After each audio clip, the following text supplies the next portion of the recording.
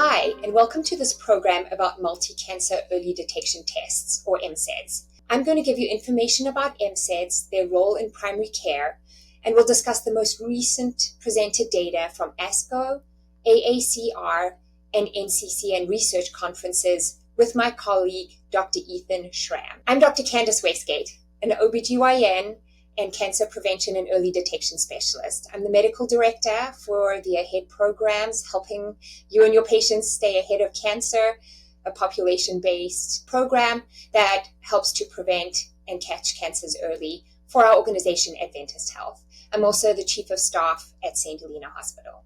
Our first topic of discussion is going to be the current status of cancer screening. So currently, cancer is the second leading cause of death within the United States. 40% of Americans will be diagnosed with cancer in their lifetimes.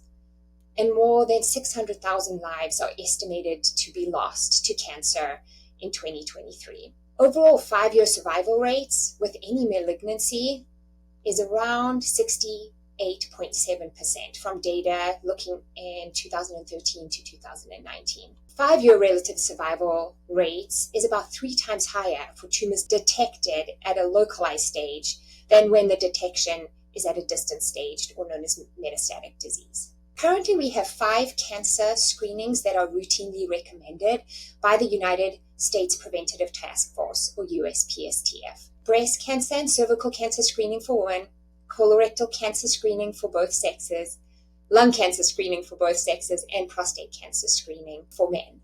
These guidelines have changed recently, with the breast cancer guidelines being decreased down to the age of 40, but USPSTF still recommends it on a biannual screening. So for breast cancer screening, USPSTF recommended mammograms to start at the age of 50 and be biannually. However, recently, these guidelines have now been dropped to age 40 biannually. The USPSTF currently recommends against screening asymptomatic individuals for cancers like ovarian, pancreatic, testicular, and thyroid cancers. However, these cancers are estimated to account for about 11% of all cancer deaths in 2023. We know that cancer screening works because of the importance of early detection. And here's just some examples of where breast cancer and lung cancer have reduced the age-adjusted mortality rates when looking at data between 2011 and 2020. So there was an annual decrease of 1.3% with breast cancers and 4.1% with lung cancers as a result of screening. Since its peak in 1989, when it came to breast cancer screenings, female screenings resulted in 20% reduction in overall mortality. And when we look at the lung cancer space, early diagnosis decreases mortality rates at 10 years by 39% compared to those individuals with lung cancer that had no intervention. And this was startling statistics for me when I took a look at this. So only 25% of diagnosed cancers are detected through current recommended screenings, with 57% of cancers do not have routine screening recommendations or modalities. So there's a huge unmet need here when it comes to cancer screening and early detection. There are limitations to our current cancer screening guidelines. These screening recommendations are for an individual to be tested for one organ cancer at a time.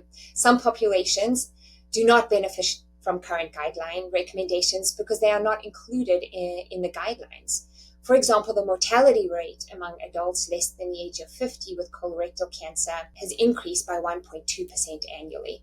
And I think this has also been the reason why recent guidelines for USPSTF have been to decrease that screening risk screening age to start at age 45 instead of age 50. And 65% of Americans over the age of 21 are not up to date on at least one of their routine cancer screenings. And we know the harm that COVID has done to these statistics as well. MCED testing has the promise to detect cancers not assessed by traditional screening modalities. One modeling analysis quantified for each target population the rate of incidence and mortality due to cancers other than the one that they were being screened for. So in each of the populations, other cancer screening incidence rates were significantly higher than the single cancer with guideline recommended screenings. For example, in those individuals in the study, 13 cervical cancers were diagnosed by conventional screening. But those individuals were 35 times more likely to have another cancer that would have been missed. And in the individuals with colorectal cancer, 90 cancers were diagnosed in that cohort via screening, but there was a 12 times increased risk of those individuals having another cancer, and that would have been missed if they'd only been screened for colon cancer at that time. Well, what about the cost effectiveness of a multi-cancer early detection test? So modeling that was done by Hackshaw et al. Showed the significant decrease in cost associated with working up a cancer when we add MCED testing to our current cancer screenings. So just with current cancer screenings, the total diagnostic cost was around $16 billion, whereas when MCED was added to that, the cost decreased by 80% to around $3 billion. So what this looks like per cancer and the cost per cancer is that by adding an MCED test to our current cancer screening guidelines, the workup, cost of the workup is decreased by 92%, with the per cancer cost of $7,000 versus $89,000. An MCED test ordered during a preventative care exam could have detected up to an additional 11% of breast cancers cases and up to 58% of unscreened cancers that are the leading cause of cancer deaths. Now moving on to our next area of focus, and this is going to be the science behind MCED testing. What we know about MCED testing is that it is a liquid biopsy. It's non-invasive. It can characterize across all tumor stages. It can produce real-time information for a diagnosis. It can also monitor potential treatment responses. Whereas traditional tissue biopsies are usually invasive, only possible if the tumor is visible and accessible. It can be costly, tricky, and potentially painful to the patient, and only provides detailed information about cancers at that site and at the time of the biopsy. So cell-free DNA testing is the basis of this new non-invasive screening modality. Cellular material, including cell-free DNA and proteins, are released into the bloodstream via apoptosis, necrosis, and secretions. Many types of cell-free DNA anomalies can be measured and characterized in these kind of assays, looking at multiple different things like copy number alterations, point mutations, rearrangements, and methylation changes. DNA methylation is the mainstay of these tumor biomarkers. Cancer is associated with epigenetic changes, i.e. DNA methylation, that can alter not only the three-dimensional conformation of the genome, but protein DNA interactions and different expressive patterns. So changes in DNA methylation patterns can contribute to tumor organogenesis or progression. It can be identified and characterized by next-generation sequencing as well as with the help of machine learning. I now want to take just 2 minutes to remind us all about sensitivity, specificity, and positive and negative predictive values. Yes, this is going to be taking you all the way back to college and your statistics class. So I apologize for that, but I think it's very important that we take a few minutes to do this because of the new era that we find ourselves in with multi-cancer early detection and the differences based on the single cancer screenings that we have currently. So sensitivity is the test's ability to detect a true positive sample, and specificity is the test's ability to detect a true negative. So for example, if the sensitivity is 98%, this would produce 2 false negative results for every 100 samples from patients that had cancer. If the specificity is 98%, this would result in 2 false positive signals for every 100 samples from patients that did not have cancer. The positive predictive value assesses for the utility of the test in clinical practice and measured as the percentage of all the positive samples that are true positive. And the negative predictive value is the percentage of all the negative samples that truly are negative or don't have cancer. So when we're looking at this, it's really important to understand how our paradigm is shifting. So with a multi-cancer test that is looking at multiple cancers, not just a single cancer, the importance is to focus on the test's positive predictive value and the test specificity. Versus the current cancer screenings that we have now, we're mainly focused on sensitivity of those tests. And so there's a significant amount of false positives that come out of our current cancer screenings. Additional criteria to consider for cancer screening would be the ability for a multi-cancer early detection test to localize the site of the tumor so that we can minimize imaging needed, as well as the ability to minimize over-detection and over-treatment of indolent cancers. We want to avoid unnecessary workups and treatments for non-life-threatening tumors. Now let's talk about some of the tests that are under development currently and the science behind them. So the first test I'm going to talk about is the DETECT-A study that has resulted in a test called CancerSeek. So it's the first prospective interventional study of an MCED test using the earliest version of this CancerSeek. It analyzed methylated patterns of around 18 different genes as well as protein biomarkers, and is able to screen for 8 cancers. If a cancer signal is found, then the next step is to confirm this with a whole body PET CT scan. What this test showed us that out of 10,000 women with no prior cancer history, 96 cancers were identified in the study. 26 of them were found from the multi-cancer early detection test. 24 of them were found from standard of care screening, and 46 were found from other reasons as a result of, for example, diagnostic initiated because a patient had symptoms. So the proof of concept for this study in regards to 26 different cancers that were detected showed a positive predictive value of around 40.6% and a specificity of around 99.6%. The test also gives us different sensitivities, looking at all cancer types versus cancers with recommended screening guidelines versus those that did not. And the sensitivities ranged from 23 to 31%. And what the study showed was that multi-cancer blood testing along with PET-CT imaging can safely be incorporated into routine clinical workflow, in some cases leading to surgery with the intent to cure. So there's further validation of CancerSeek that is currently undergoing. There's a prospective observational study called the ASCEND study involving subjects with known or suspected cancer versus subjects with no evidence of cancer. And another study that is currently undergoing is the DETECT-ASCEND-2 study. CancerSeek received breakthrough device designation from the U.S. Food and Drug Administration for the detection of genetic mutations and proteins associated with pancreatic and ovarian cancer in 2019. So the Gallery test is the only current commercially available multi-cancer early detection blood test. It screens for over 50 different cancers, looking at over 100,000 methylated regions and utilizing machine learning. The validation studies for Gallery are called the Circulating Cell-Free Genome Atlas Study, or CCGA. There were 3 parts to this study. The initial part identified the highest performing assays for further development.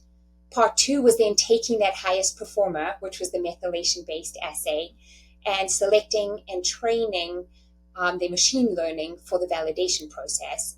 And then part 3 was the large-scale clinical validation. The CCGA studies were a prospective case control observational study for part 3. It looked at over 15,000 participants. It evaluated genome-wide cell-free DNA sequencing as well as machine learning that localized a large number of cancer types with specificity high enough to support general population-based screening. It's a blood-based biopsy from patients with newly diagnosed but untreated cancers and those with no known cancers. And what the CCGA-3 showed was that the specificity for detecting a cancer was 99.5%. What this study did show was that the sensitivity increased with the stage of the cancer. The overall sensitivity was 40.7% for stages 1 through 3 and 51.9% for stages 1 through 4.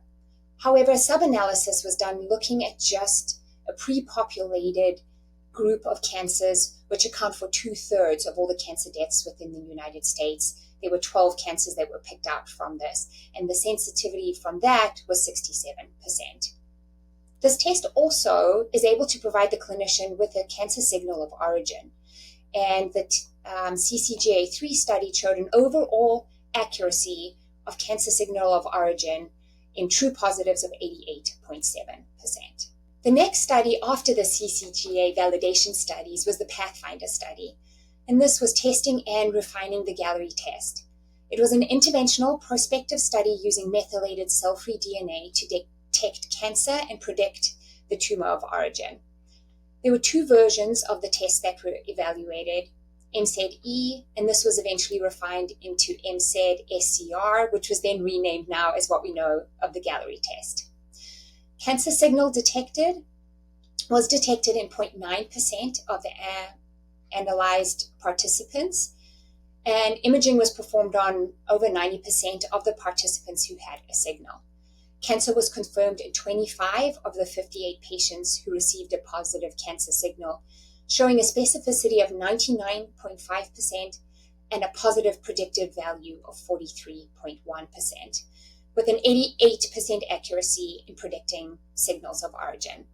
I'm going to pause for a moment to compare and contrast this multi-cancer early detection blood test and its positive predictive value compared to a test that we know already, like the mammogram, for example. So the PPV for a mammogram is only around 4 to 5%, whereas the PPV for this multi-cancer early detection blood test was 43.1%.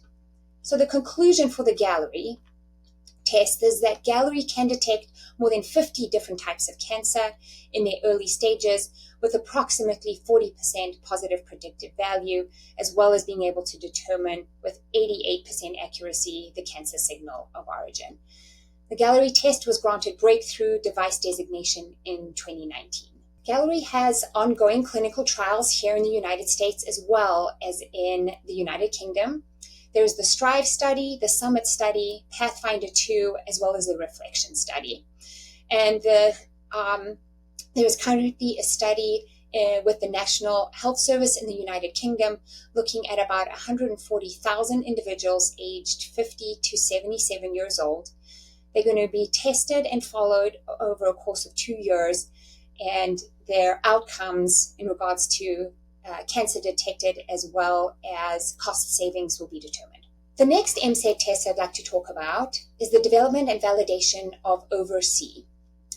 This test looks at about 5 cancers. It uses deep methylation sequencing.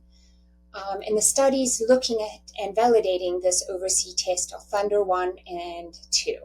It is a prospective observational trial to develop and validate the ELSA-seq methylation-based cell-free DNA test. It specifically targeted cancers of the lung, colon and rectum, liver, ovarian, pancreas, and esophagus. Results from this showed specificity of 99.5% in the training set and 98.3% in the validation set, and a sensitivity of 79.9% in the training set and 80.6% in the validation set.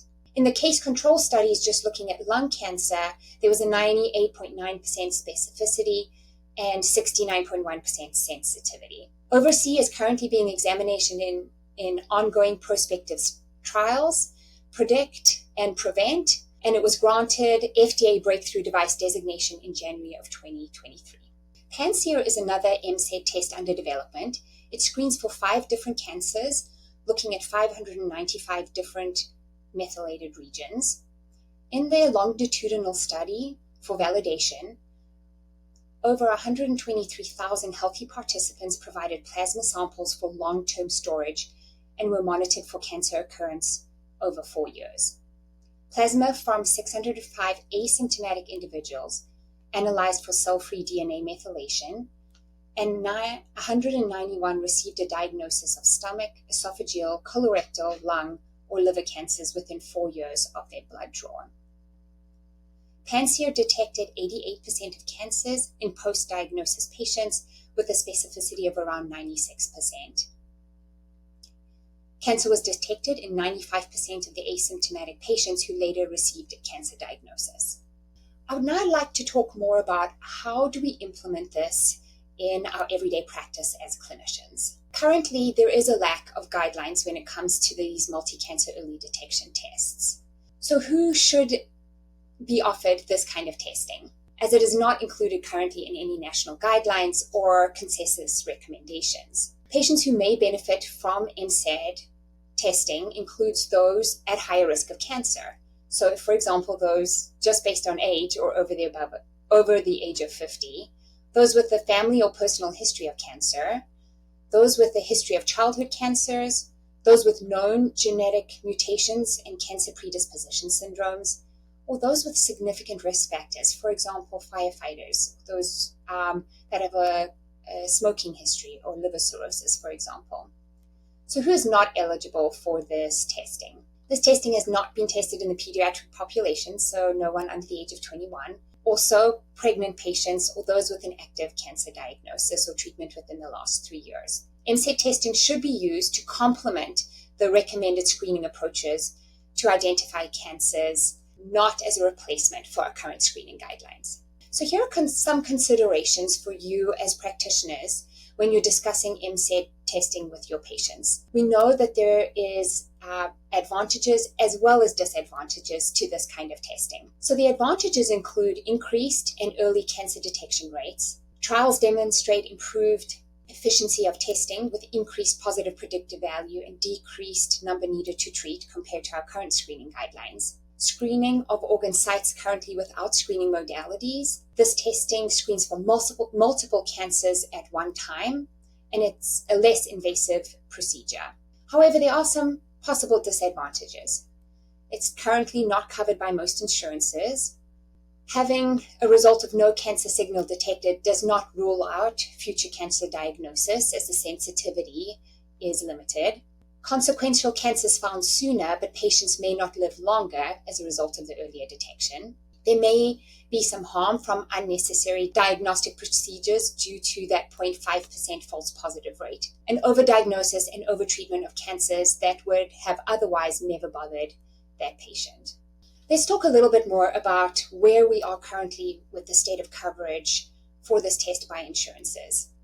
It is not covered by insurance, and the only test that is currently available is the Gallery test, and it is around $949. Significant amount of work is being done at the Congress level, where a bill was introduced in 2021 and now reintroduced in March of 2023, the Medicare Multi-Cancer Early Detection Screening Coverage Bill, and we're hopeful and waiting for this to get passed.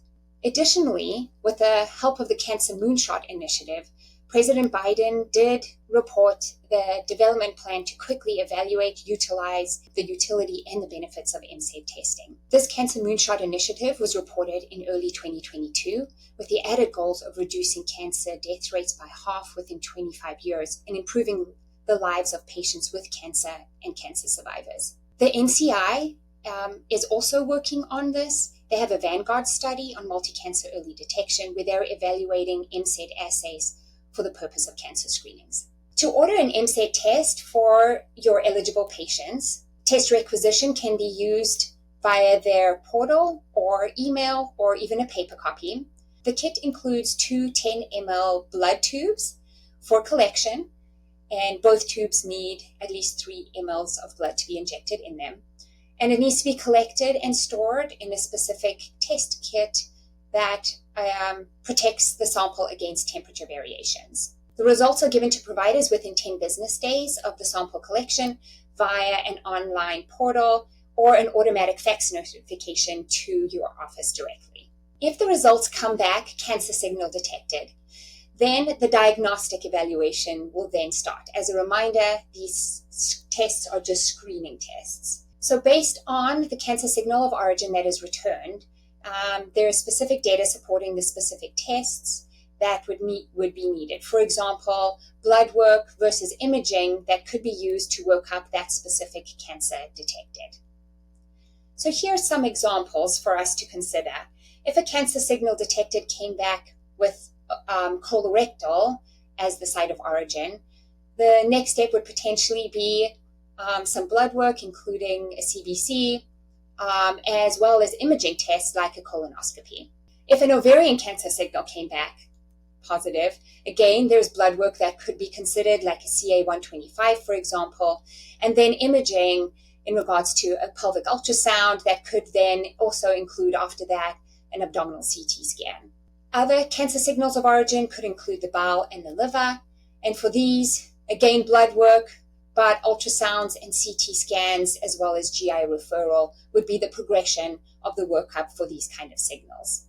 Thank you for joining us for this MCED primer. Please continue on to the next chapters, where we discuss the most recently presented data from 2023 AACR conference, ASCO conference, as well as NCCN.